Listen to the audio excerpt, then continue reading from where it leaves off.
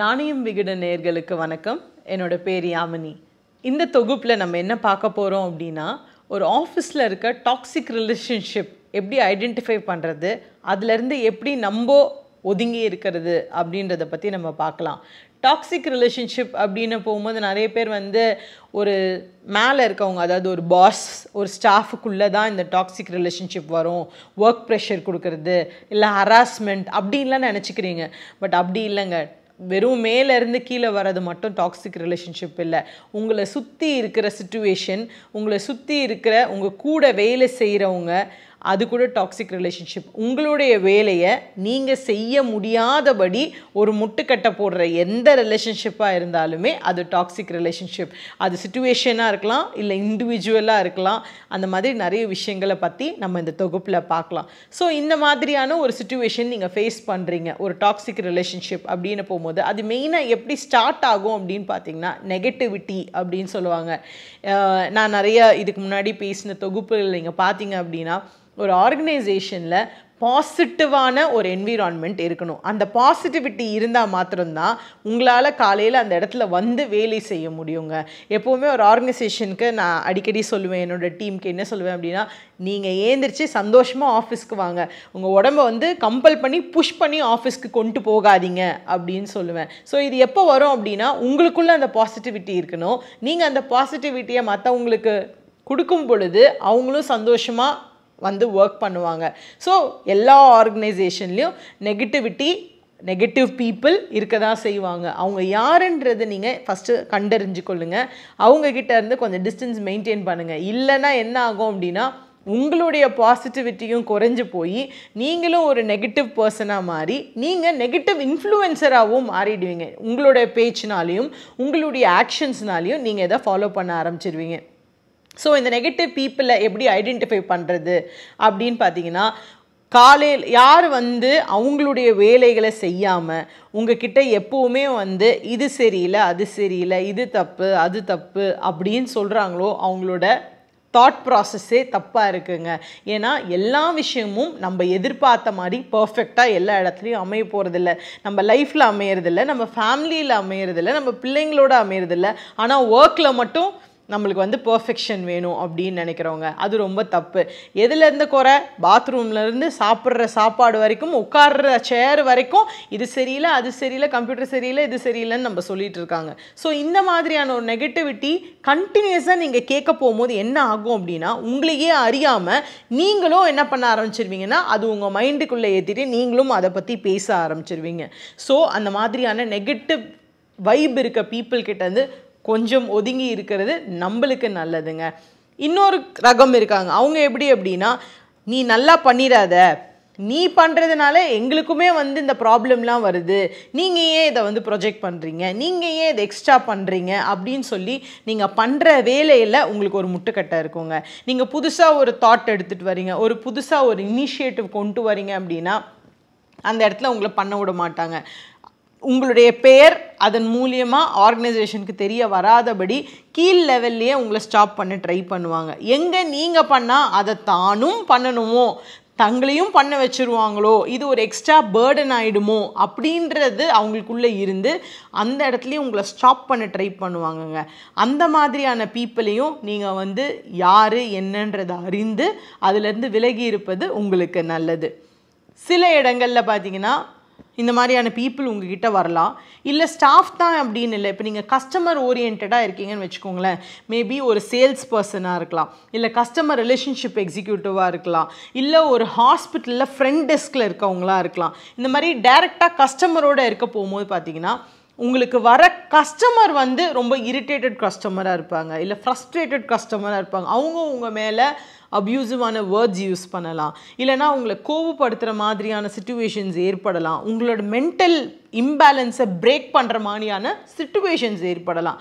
அந்த மாதிரியான ஒரு நேரங்களில் என்ன பண்ணணும் அப்படின்னா, காம்லி ஸ்பீக்கப் அப்படின்னு சொல்லுவாங்க. நீங்கள் சொல்ல வரதை தெளிவாக சொல்லுங்கள், பட் ஆனால் பொலைட்டாக சொல்லுங்கள். ஸோ இந்த மாதிரி பண்ணும்போது என்ன ஆகும் அப்படின்னா, அந்த சிச்சுவேஷன் ஒரு கண்ட்ரோலுக்கு வரும். உங்களால் நெக்ஸ்ட் ஸ்டெப்பை நீங்கள் நிம்மதியாக எடுத்துகிட்டு போக முடியும். இல்லைனா இந்த பிரச்சனை காலையில் ஒரு 10 மணிக்கு நடந்ததுன்னா அந்த நாள் ஃபுல்லாகவே உங்களோட மைண்டை அது டிஸ்டர்ப் பண்ணிக்கிட்டே இருக்கும். நீங்கள் பர்ஸ்ட் அவுட் ஆகிடுவீங்க, நீங்கள் உங்களோட கோவத்தை அந்த இடத்துல காட்டிடுறீங்க. ப்ளஸ் இது வந்து கம்ப்ளீட்டாக உங்களோட ஒர்க் லைஃப் பேலன்ஸை அன்றைக்கி ஸ்டாப் பண்ணிடும். மென்டலி நீங்கள் அஃபெக்ட் ஆகிடுவீங்க. வீட்டுக்கு போனாலும் இதை எடுத்துகிட்டு போவீங்க. ஸோ இந்த மாதிரியான சிச்சுவேஷன்ஸையும் நீங்கள் அனலைஸ் பண்ணி அதிலிருந்து எப்படி வெளிவரணும் அப்படின்றத நீங்கள் பார்த்துக்கொள்ளுங்க. நெக்ஸ்ட்டு செட் பவுண்ட்ரிஸ் அப்படின்னு சொல்லுவாங்க. ஒரு எல்லை வகுத்து கொள்ளுங்கள். உங்களுக்கும் இந்த மாதிரியான பீப்புளுக்கும் நடுவில் வகுத்து கொள்ளுங்கள். ஒரு ஆஃபீஸில் வந்து இருக்கவே மாட்டாங்களா அப்படின்னாங்க, கண்டிப்பாக இருக்காமலாம் இருக்க முடியாதுங்க. இன்றைக்கி இருக்க மாட்டாங்க, நாளைக்கு அவங்களுக்குள்ள அந்த மாதிரியான ஒரு தாட் வரும். ஸோ அந்த மாதிரியான பீப்புளோட பார்த்திங்கன்னா ஒரு பவுண்ட்ரி இருக்கணும். பவுண்ட்ரின்றது என்ன அப்படின்னா, இது வரைக்கும் போதும், இதுக்கு மேலே நான் வந்து இதை பற்றி பேச விரும்பலை அப்படின்றது தாங்க பவுண்ட்ரி. ஒரு நாள் ஃபுல்லாக நீங்கள் கேட்குறீங்க, அவங்களோட புலம்பலை கேட்குறீங்க, கம்ப்ளைண்ட்ஸ் கேட்குறீங்க, நெக்ஸ்ட் டேவும் நீங்கள் கேட்குறீங்க அப்படின்னு போகும்போது இது ஒரு பழக்கமாயிடும். அதுக்கு பதிலாக ஒரு நாள் உங்களுக்கு அதை அனலைஸ் பண்ணிட்டீங்க, அந்த மாதிரியான ஒரு சிச்சுவேஷனில் இம்மீடியட்டாகவே அந்த இடத்துல ஒரு ஃபுல் ஸ்டாப் போடுறீங்க.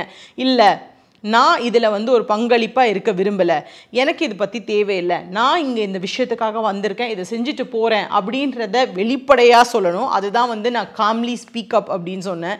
இல்லை அப்படின்னா நீங்கள் உங்கள் வேலைகளை தொடர்ந்து செஞ்சுக்கிட்டே இருந்தீங்கன்னா அவங்களுக்கே புரிஞ்சிடுங்க, ஓகே சரி இதுக்கு மேலே இவங்க வந்து நம்ம கூட ரெஸ்பாண்ட் பண்ண மாட்டாங்க, நம்ம சொல்கிறதுக்குள்ளே அவங்க வரமாட்டாங்க அப்படின்னு சொல்லிட்டு அவங்க என்ன பண்ணுவாங்கன்னா அவங்களே அதை வந்து கொஞ்சம் கொஞ்சமாக ஸ்டாப் பண்ணிக்குவாங்க. இதோட கனெக்டட் தாங்க நெக்ஸ்ட் பாயிண்ட். என்ன அப்படின்னா காசிப்ன்றது எல்லா ஆஃபீஸ்லேயும் இருக்குது, நிறைய இருக்குது. ஒரு ஹெல்த்தி பாசிட்டிவ் காசிப் இருந்தால் அது ரொம்ப நல்லதுங்க. பாசிட்டிவ் காசிப்ன்றது எங்கேயாவது கேள்விப்பட்டிருக்கீங்களா அப்படின்னு தெரியல.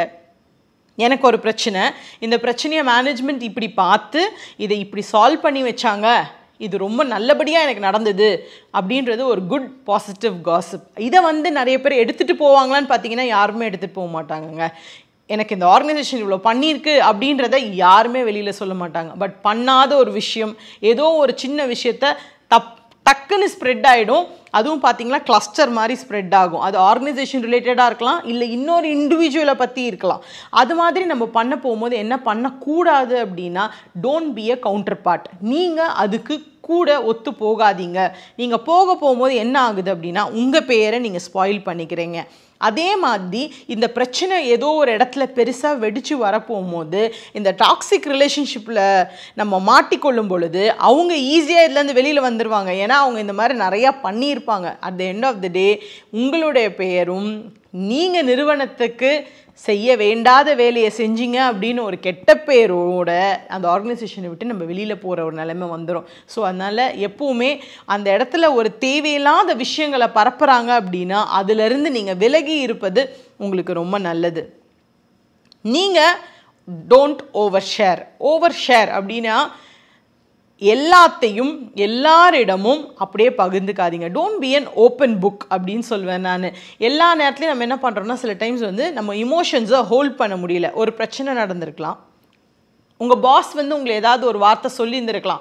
மேபி அவர் அந்த டென்ஷனில் இல்லை ஏதோ ஒரு ப்ராப்ளமில் சொல்லியிருக்கலாம், இல்லை நம்மளே தப்பு பண்ணியிருக்கலாங்க, அந்த இடத்துல ஒரு கரெக்ஷன் இருந்திருக்கும். அது அந்த இடத்துலையே நம்மளுக்குள்ளேயே வச்சுருந்தோன்னா அது மேக்ஸிமம் பார்த்திங்கன்னா ஒரு அரை மணி நேரத்தில் அது சால்வ் ஆயிரும். நம்ம வெளியில் வரப்போகும்போது நம்மளுடைய முக மாற்றத்தை வச்சு என்ன ஆச்சுன்னு கேட்பாங்க. ஒருவேளை அது அந்த தேவையில்லாத நபராக இருந்தாங்கன்னா நீங்கள் என்ன பண்ணுறீங்க, கடன்னு எல்லாத்தையும் சொல்லிடுறீங்க. உள்ளே என்ன நடந்துச்சு, என்ன சொன்னாங்கன்னு.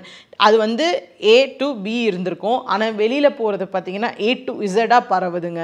ஸோ அதனால் எப்போவுமே டோன்ட் ஓவர் ஷேர். நிறைய விஷயங்களை எல்லாருக்கும் எல்லாத்தையும் சொல்லணுன்ற அவசியம் கிடையாது. அதே மாதிரி ஆஃபீஸ் செட்டப்பில் எப்போவுமே try to hold your emotions. உங்களுடைய தேவைகளாக இருக்கட்டும், இல்லை உங்களுடைய கவலைகளாக இருக்கட்டும், இல்லை உங்களுக்குன்னு சில அப்ஸ் அண்ட் டவுன்ஸ் இருக்கும் இமோஷன்ஸில் எல்லாருக்குமே. அது எதுவாக இருந்தாலும் அது நம்மளுக்குள்ளேயே இருக்கிறது வந்து நல்லதுங்க. நெக்ஸ்ட்டு பார்த்தீங்கன்னா கன்ஃப்ரண்ட் பண்ணுங்கள். கன்ஃப்ரண்ட் அப்படின்றது போயிட்டு சண்டை போடுங்க, ஆர்கியூ பண்ணுங்க அப்படின்னு சொல்லலை. பட் உங்களுக்குன்னு ஒரு ஸ்டாண்ட் இருக்குல்ல. இப்போ ஒரு விஷயத்தில் உங்களோட நிலைப்பாடு இதுதான் அப்படின்னா அதை வந்து அவங்க இல்லைன்னு சொல்லி உங்ககிட்ட சொல்ல போகும்போது தைரியமாக அவங்கள கன்ஃப்ரண்ட் பண்ணுங்க. இல்லை, இது நான் இப்படி தான் பண்ணேன், இந்த ரீசனுக்காக தான் நான் பண்ணேன், இதை பேஸ் பண்ணி தான் நான் பண்ணேன் அப்படின்ற ஒரு தைரியமான ஒரு விஷயத்தை நீங்கள் அவங்க முன்னாடி வச்சு நீங்கள் பேசும்பொழுது என்ன ஆகுது அப்படின்னா அவங்களால அதுக்கு மேலே அதை ப்ரொசீட் பண்ணி அதை பார்த்து போக முடியாதுங்க. இது மெயினாகவே இந்த டாக்ஸிக் ரிலேஷன்ஷிப் எங்கே வருது அப்படின்னு பார்த்தீங்கன்னா, அவங்களுக்குள்ள எப்போவுமே ஒரு பொறாமையின் குணம் இருக்குது. இல்லைனா உங்களோட வளர்ச்சியை பார்த்து ஏதோ ஒரு இடத்துல அவங்களுக்கு ஒரு இன்செக்யூரிட்டி இல்லை பயம் இருக்குதுங்க. அப்போ தாங்க இந்த ப்ராப்ளம் வருது. இப்போ வந்து நீங்கள் சில ஆர்கனைசேஷனில் பார்த்தீங்கன்னா, நீங்கள் கிளம்பிடுங்க, இது உங்களுக்கு செட் ஆகாது, நீங்கள் இங்கே இருக்காதீங்க, இது உங்களுக்கு சரி வராது, நீங்கள் இங்கே இருக்க வேண்டிய இது வந்து எப்படின்னா மஞ்சள் புகழ்ச்சி அணி மாதிரி இருக்குங்க. நீங்கள் இங்கே இருக்க வேண்டிய ஆளே இல்லைங்க, நீங்கள் எங்கேயோ இருக்க வேண்டிய ஆளுங்க, இங்கே ஏங்க வந்தீங்க அப்படின்னு சொல்லுவாங்க. அந்த மாதிரி இருக்கிறாங்கன்னா அங்கேயே இருந்துருங்க. ஏன் தெரியுமா, அவங்க அங்கே இருக்கிறாங்கல்ல, அப்போ ஏன் உங்களை அங்கே இருக்க வேண்டான்னு சொல்கிறாங்க? நீங்கள் யோசிச்சு பாருங்கள். நிச்சயமாக உங்களுடைய நிலைப்பாடு அந்த ஆஃபீஸில் அவங்கள ஏதோ ஒரு இடத்துல வந்து அவங்கள இன்செக்யூர்டாக ஃபீல் பண்ண வைக்குது, அவங்களுக்கு ஏதோ ஒரு பயத்தை கொடுக்குது. அதனால தான் வந்து உங்களை அந்த இடத்துலேருந்து கிளப்பணும்னு நினைக்கிறாங்க. ஸோ இந்த மாதிரி நம்மளுக்கு மாத்திரம் நடக்குதுன்னு இல்லைங்க, நம்மளை சுற்றி யாருக்கு வேணால் நடக்கலாம். அது ஒரு மேலுக்கு நடக்கலாம், ஃபீமேலுக்கு நடக்கலாம். எந்த இடமா இருந்தாலும் நம்ம அவங்களுக்காகவும் நிற்கலாம், சுயமாக நம்மளுக்காக நம்மளும் நிற்கலாம். சில விஷயங்களில் பார்த்திங்கன்னா, நான் சொல்லியிருந்த மாதிரி ஒரு இனிஷியேட்டிவ் நீங்கள் கொண்டு வரீங்க அப்படின்னும் போது அதை ஸ்டாப் பண்ணுறது ஒரு சிலரோட பழக்கம். சில இடங்களில் பார்த்தீங்கன்னா எல்லா வேலைகளையும் நீங்கள் செஞ்சுருவீங்க, எல்லாத்தையுமே நீங்கள் பண்ணிடுவீங்க. ஆனால் வந்து கிரெடிட் வந்து அவங்க எடுத்துகிட்டு போயிடுவாங்க. எல்லாரையும் நான் சொல்லலை, சில இடங்களில் வந்து இது நடக்கிறது சகஜமாகிடுச்சு. இப்போ ஒரு ப்ரெசன்டேஷன் பண்ணுறீங்கன்னே வச்சுக்கோங்களேன், அந்த ப்ரெசன்டேஷன் ஃபுல்லாக நீங்கள் பண்ணி ரொம்ப டைம் போட்டு எஃபர்ட் போட்டு டேட்டா எடுத்து கிளியராக அனலைஸ் பண்ணி ரொம்ப பியூட்டிஃபுல்லாக நீங்கள் ப்ரெசென்ட் பண்ணியிருப்பீங்க. பட் ஆனால் ஏதோ ஒரு காரணத்தினால நீங்கள் வந்து ஒரு எக்ஸிக்யூட்டிவ் லெவலில் இருக்கீங்கன்னா நீங்கள் போய் அதை ப்ரொஜெக்ட் பண்ண முடியாமல் இருக்கலாம். இல்லை, நான் பாஸ் சைட்லேருந்து பேசுகிறேன், அவங்க வந்து எல்லா கஷ்டமான வேலைகளையும் பண்ணியிருப்பாங்க, அவங்களால வந்து ஒரு எம்டி மீட்டிங்லேயோ ஒரு எம்ஆர்எம் மீட்டிங்லேயோ ப்ரெசென்ட் பண்ண முடியாது. As a head of the department நீங்கள் தான் ப்ரெசென்ட் பண்ண ஒரு சிச்சுவேஷன் அமையுது அப்படின்னு போகும்போது சில இடங்களில் நம்ம அவங்களுக்கு கொடுக்க வேண்டிய கிரெடிட்டை கொடுக்காம போயிடுறோம். ஸோ என்ன ஆகுது அப்படின்னா, அது அவங்களுடைய உழைப்பு, அவங்களோட க்ரியேட்டிவிட்டி, அவங்களோட கஷ்டப்பட்டு அவங்க எடுத்த டேட்டாஸ் எதுவுமே வந்து மேனேஜ்மெண்ட்டுக்கு போகிறதில்ல. ஸோ நீங்கள் பண்ண மாதிரி ப்ரொஜெக்ட் பண்ண போகும்போது என்ன ஆகிடுதுன்னா, அந்த இடத்துல அந்த ரிலேஷன்ஷிப்லேயும் கொஞ்சம் ப்ராப்ளம்ஸ் வர ஆரம்பிக்குது. ஸோ இது கூட டாக்ஸிக் ரிலேஷன்ஷிப் தான். ஏன்னா அவங்களுக்கு கிடைக்க வேண்டிய அங்கீகாரம் அந்த இடத்துல கிடைக்காம போயிடுது. ஸோ எப்போவுமே வந்து நம்ம சபார்டினேட்ஸ் நம்மளை நம்பி நம்மளுக்காக ஒர்க் பண்ணி கொடுக்க போகும்போது அதை நம்ம வந்து மேனேஜ்மெண்ட் கண்களுக்கு எடுத்துகிட்டு போகும்பொழுது அவங்களுக்கு கொடுக்க வேண்டிய அங்கீகாரத்தை கொடுத்தோன்னா அது இன்னுமே நல்ல ஒரு சுமூகமாக ரிலேஷன்ஷிப்பாக இருக்கும். இந்த மாதிரி தேவையில்லாத ஒரு ரிலேஷன்ஷிப்ஸு ஆஃபீஸில் வராமல் அவர்களுடைய வளர்ச்சி நம்மளோட வளர்ச்சியாக நம்ம பார்க்க ஆரம்பிக்கலாம். ஒரு டீம் அப்படின்னு நம்ம மேனேஜ் பண்ணும்போது என்ன ஆகும்னா, அந்த டீம் வந்து நம்மளுக்கு சில பல ப்ளஸ் பாயிண்ட்ஸ் நம்மளுக்கு கொடுப்பாங்க, சில தவறுகளும் செய்வாங்க. பட் ஆனால் ஒரு மேனேஜ்மெண்ட் கண்ணில் நம்ம வந்து ப்ளஸ் பாயிண்ட்ஸ் வர போகும்போது பேசிக்காக இந்த டாப் லெவல் பீப்புளில் இருக்கிறவங்க, இல்லை டீம் லீடர்ஸாக இருக்கலாம், இல்லை ஈவன் வந்து ஒரு இண்டிவிஜுவலாகவே இருக்கட்டுமே, நார்மல் இண்டிவிஜுவலாக இருக்கட்டுமே, ஒரு நல்ல விஷயம் அப்படின்னா இது நான் தான் பண்ணேன், இது என்னோட ஐடியா, இது என்னோட கான்செப்ட், இது என்னோட உழைப்பு அப்படின்னு சொல்லி நம்ம சொல்கிறவங்க. பட் ஏதோ ஒரு விஷயத்தில் ஏதோ ஒரு இடத்துல தப்பு மட்டும் போயிடுச்சுன்னா, அதாவது எனக்கும் என் டீம் பண்ண வேலைக்கும் சம்மந்தம் இல்லை, இது அவங்க பண்ணாங்க, அவங்க பார்த்தாங்க அப்படின்னு சொல்லி இன்னொருத்தரை நம்ம கை காமிக்கிறவங்களா இருக்க போகும்போது அந்த ரிலேஷன்ஷிப் வந்து அவங்களுக்கு மென்டல் ஸ்ட்ரெஸ் கிரியேட் பண்ணுது. அந்த ஒரு சூழ்நிலை வந்து அவங்களுக்கு மென்டல் ஸ்ட்ரெஸ் கிரியேட் பண்ணுது. ஒருத்தருக்கு நேரத்தில் அங்கீகாரம் கிடைப்பது எவ்வளோ முக்கியமோ அதே மாதிரி வந்து அவங்கள டீமோட்டிவேட் பண்ணாமல் இருக்கிறதும் வந்து ரொம்ப முக்கியம். ஏன்னா வந்து எல்லா நேரத்துலையும் எல்லாமே பர்ஃபெக்டாக இருக்காது, நான் ஏற்கனவே சொன்ன மாதிரி. ஸோ அப்படி தப்புகள் வரப்போகும்போது அதை அவங்கவுங்க ரெஸ்பான்சிபிலிட்டியாக கன்சிடர் பண்ணும். அப்போ எல்லாமே டீம் மேனேஜர் மேலே தானா, டிஎல் மேலே தானா அப்படின்னா நான் அப்படி சொல்ல வரலைங்க. இண்டிவிஜுவலோட கமிட்மெண்ட் எவ்வளோ இருக்குதோ அதுக்கு ஈக்குவலாக வந்து டீம் மேனேஜரோட ரெஸ்பான்சிபிலிட்டியும் இருக்குது. ஏன்னா அவங்க தப்பு பண்ண பொழுது அதை கரெக்ட் பண்ணிக்கிட்டே வந்திருந்தோம்னா ஒருவேளை அந்த நெகட்டிவ் வராமல் இருந்திருக்கும். ஒருத்தரோட பாசிட்டிவை நம்ம சில டைம் சொல்லாமல் இருந்துட்டா கூட பரவாயில்லைங்க, நெகட்டிவை சொல்லாமல் இருந்தால், ஆனால் வந்து அதை குத்தி காமிக்காமல் இருந்தாலே ஒரு ரிலேஷன்ஷிப் நல்ல ரிலேஷன்ஷிப்பாக இருக்கும். இந்த வீடியோவில் உங்களுக்கு ஏதாவது டவுட்ஸ் இருந்தால் இல்லை அதை பற்றி தெரிஞ்சுக்கணும்னு நீங்கள் நினச்சிங்கன்னா கமெண்ட் பாக்ஸில் கமெண்ட் பண்ணுங்கள். வேறு ஏதாவது தலைப்பை பற்றி உங்களுக்கு பேசணுன்னாலும் கமெண்ட் பாக்ஸில் கமெண்ட் பண்ணுங்கள். வணக்கம்.